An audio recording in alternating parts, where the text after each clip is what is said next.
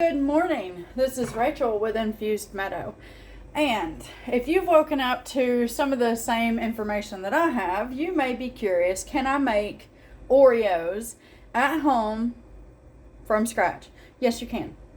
Now, I'm going to be using just regular unsweetened cocoa.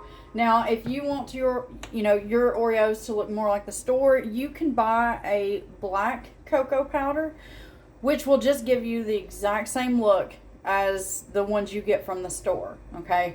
But you don't have to buy that. You can use regular cocoa powder, and we're going to still end with the same results. Now, what I'm going to tell you is that I am one of those weird people that does not like the icing, or the stuffing, or whatever you want to call it, that's in between the cookies. But what I will do is, after I show you how to make the cookies, I will tell you two ways that you can make an icing. Well, actually kind of three ways to make an icing or a stuffing or whatever you call the inside between the two cookies. I'll tell you how to do that, and as always with all of my videos, there will be a link below that you can go to for the recipe. So what I've gone ahead and measured out to try to make this hopefully move smoothly is right here. I have 1 cup of room temperature softened butter. And then I've gone ahead and I've put in my 2/3 a cup of my cocoa powder. And this is just so that I didn't have so much laying around here to get into, if that hopefully makes some sense. And what did I do? I forgot my measuring cups. Be right back. Okay, so I got my measuring cup and I went ahead and measured out 1 cup of white granulated sugar. Alright, what we want to do is we want to cream these together. Like I said, room temperature butter.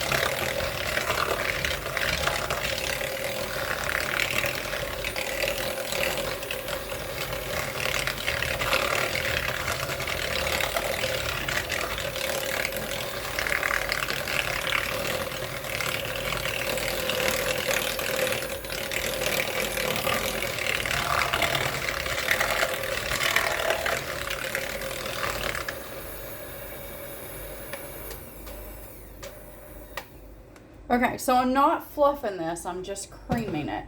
And 1 second, forgot a spatula. See, I don't have myself as together as I thought I did. I'll be right back. Okay, so I'm going to do this first. I'm going to go ahead and add in 3/4 of a teaspoon. Now, I do have the ones that I've bought linked below. I actually bought myself 2 sets of these, and they come with the measuring cups and the measuring spoons. Up to you if you want them, but they are below. I got these off of Amazon, and you want 3/4 a teaspoon. I may have said a cup a minute ago. I apologize. 3/4 a teaspoon of vanilla. And we're going to do 1 egg, 1 large egg.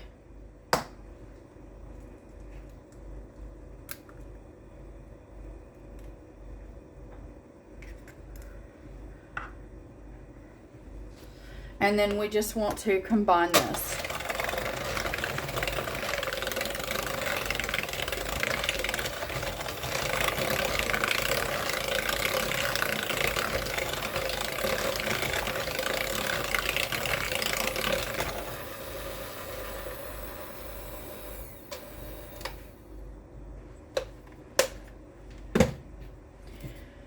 Okay. So if you're like me, you're going to scrape off as much as you can, because who likes to waste, right? Especially with the price of things today.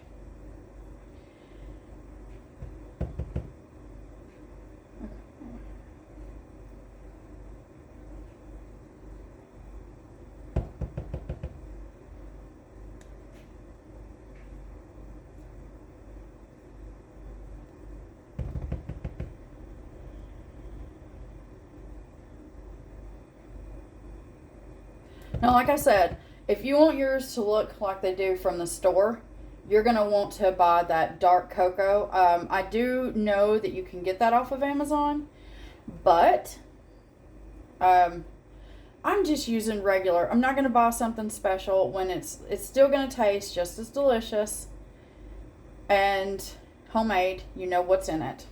Since, like I said, if you woke up and read all that news the same way I did, then you know exactly why I thought, well, let's just go ahead and show people that they can do these themselves. I did tell you all in the ice cream, I believe it was the ice cream video yesterday, that I make a lot of different cookies. I make a lot of different everything. So this is just a recipe that hopefully I can help you with. All right, so that is our wet ingredients, okay? What I'm going to do now is I'm going to set these aside. I'm going to move all this stuff, and I'll be right back. All right, as you can see, I have my cocoa powder already put in there. I told you about that at the beginning. And now, I'm just going to gently fluff my flour. This is plain or all-purpose. We're going in with 1 3/4 cup.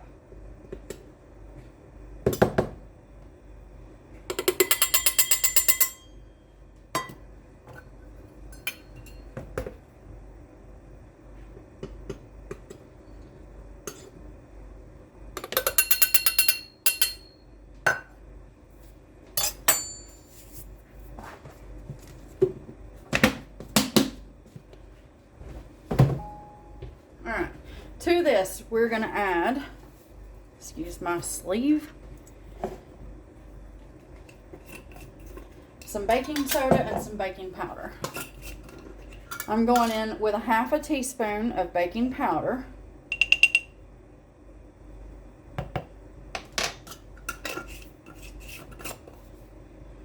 And then a 1/4 teaspoon, I don't know why I went for that lid, of baking soda.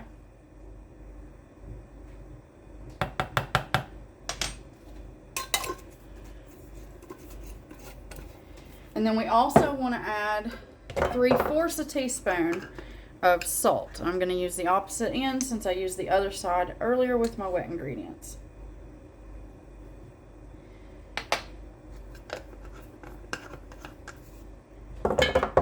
And we are going to whisk this until well combined, because you want that cocoa to be nice and dispersed.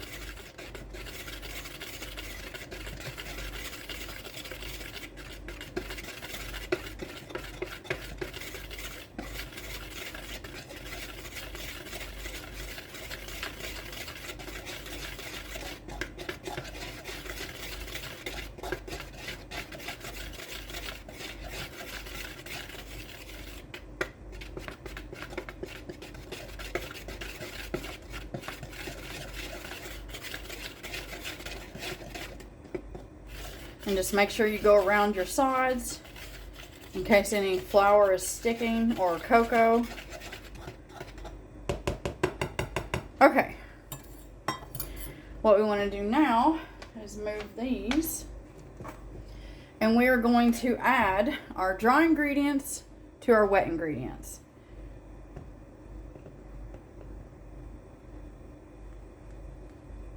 Now I'm going to do this a half at a time, because as you know, this is mostly just butter.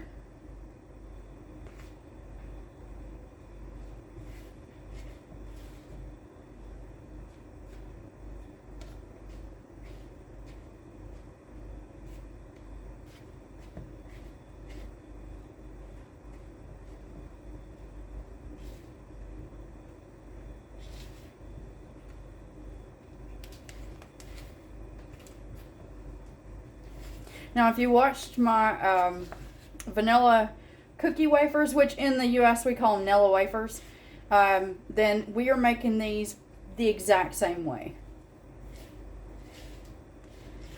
The only difference is I will chill this dough for about 30 minutes.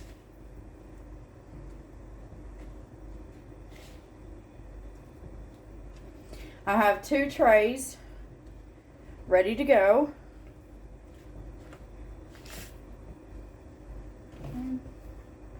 I think you get the gist of this, so I'll pause this and bring you back when I'm done. Okay, so we're all mixed up, and what I need you to know is that this is a thick dough. Anytime you're making the small, hard type of cookies rather than soft, you need a very stiff dough to work with, okay? So just be aware of that. Now what I'm going to do, and you're not going to have to watch me do it, I'm going to put some saran wrap on this, and I'm going to put this in my refrigerator for 30 minutes. And at that point, we will be back. I will be pulling my dough out of the refrigerator soon, and so I wanted you to know, go ahead and get your oven preheating, 350 degrees Fahrenheit or 180 degrees Celsius. We'll be back. Alright, so my oven is still preheating. I have myself a little bowl of just water. That's all that's in there is water. And I'm going to start on one end so that you can see what I'm doing, and then I'll finish it off camera and you'll see what I've got. So I'm using my small scoop, the one I showed you before, and all you want to do is put this on there, take a little bit of water on your hand, and you want to flatten this out.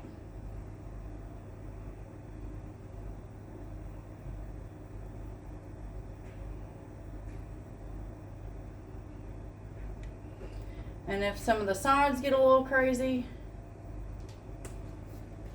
you just bring it together.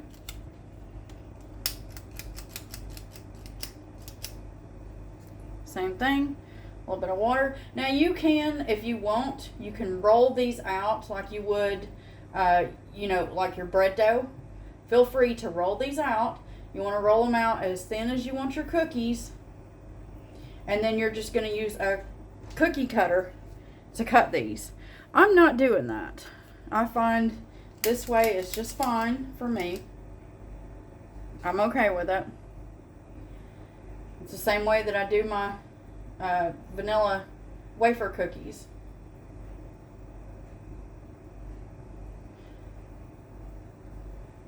So I'm going to get all these done and we'll be back. Okay, so as you can see, I got 25. I'm going to set my timer for 9 minutes. And I'm going to put these in the oven, and then while these are baking, I'll go ahead and get the next tray done, and we'll be back. Okay, so I've just pulled these out of the oven, and I've let them set for about a minute-ish. And all I'm doing is I'm moving these from this pan onto here. I have my next batch of 25 in the oven. And I don't want these to be too done, so that's, you know, you don't want them to sweat underneath, which is what will happen if you leave them on this cookie sheet for too long. So I'm just moving these over, and then that way that gives this cookie sheet some time to cool off, at which point I will put my next batch of cookies on here.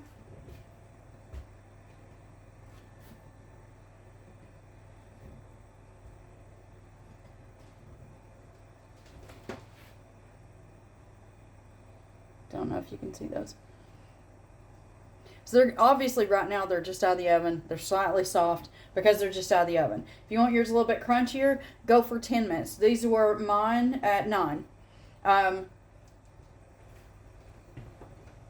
think they're delicious, but always remember, when you make things at home, they're not going to taste exactly like they do at the store. Why? Because we're not adding MSG or other ingredients that half of us can't even pronounce, okay? You know the ingredients in these, and these are delicious. So once I get this done, I need to get this tray right here going. And then I'll come back and I'll give you 2 options for fillings, okay? So we'll be right back.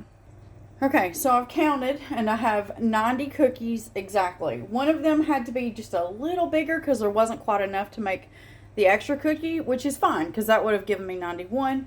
I have 90. That means if you put these together, that will give you 45 Oreo cookie sandwiches. Okay? Now, as they set, they do get harder. That's, you know, that will happen. Now, if you do want these crunchier, you're going to want to go, like I said, 10, maybe even 11 minutes. You'll just have to play with that and see. And by what I mean, pull them at 10 minutes. And then after they've set and cooled off for about 5 minutes, maybe 6 minutes, go ahead and fill of them and see if they're as crunchy as you like. For icings, okay, I'm going to give you a few options. So if you want these to have a minty flavor in it, then whenever you go to add that 3/4 teaspoon of vanilla, you can always cut that out and exchange it for peppermint. And that will give your cookie base a peppermint flavor. Okay, now it will not be a strong flavor, but it will be a hint. So if you want more, you can go a teaspoon, maybe even 1 1/4. You'll just have to play with that and see where, because we all have different, I think, palates when it comes to the amount of peppermint we can tolerate in something. So if you want me to be honest, I would taste the dough. That's just me. I would taste my dough and see if it's at the peppermint, that flavor that I'm after. Anyway, fillings. Okay. One option is you can do a 1/2 cup of softened room temperature butter, and then you're going to add yourself a 1/4 cup of like your lard, or if you it's a 1/4 cup lard. And then you're going to mix that into 2 cups of powdered sugar, a 1/2 teaspoon of vanilla or peppermint if you're doing the peppermint, and just a pinch of salt, okay? And you're going to whip that together until it's all nice and combined. And then you'll just, once these are completely cool, you'll add that to one, and then, just put it right in the middle. Should be about a 1/2 teaspoon, so that way when you put the lid on it and you smush it together, you don't have it running out everywhere. Excuse me, my other phone's going off. I'll be right back. Okay, sorry about that. Another option that you can do is 1/4 cup of room temperature softened butter to 4 ounces, or a 1/2 cup of cream cheese. And then to that, you can add your 1/2 teaspoon or a 1/4 teaspoon, whichever you prefer. And I say that because this is, again, it's going to be, add a 1/4 teaspoon of vanilla. Stir that up, taste that, and then see if you like that. If not, go ahead and go up to, a 1/2 teaspoon of vanilla or a 1/2 teaspoon of peppermint if you're doing the peppermint. You can even go up to 1 teaspoon. It's all on your flavor and what you're looking for. But I would add at least, that 1/4 teaspoon of vanilla or peppermint if that's what you're doing. That'll just help you to get just a little bit more flavor, unless you want it completely plain. Then just do your 1/4 cup of butter to your 1/2 cup or 4 ounces of cream cheese. Add yourself just a little pinch of salt. Stir that up, taste it. That will probably be as plain as you can get. And then again, take your cookie, about a 1/2 teaspoon. You'll just put a little dollop in the middle. Put your other cookie on top. And then you'll just smush those together and you'll have Oreos. Okay? And that's literally all it is to it. It's not that hard. It's just we've all kind of gotten used to being able to go to the store and buy things. Yes, you can still go buy things. And I'm not saying you can't. But if you're like me and you're getting very conscious of what you're putting into your body, then this might be something you want to look into, especially if you read the same things that I did this morning. All right. So I hope that this helps in some way, shape, or form. And I hope you make these. They are absolutely delicious. I hope that you love them, if not like them. And if not, then I hope that you find the recipe that's right for you out there somewhere. And as always, have a wonderful day.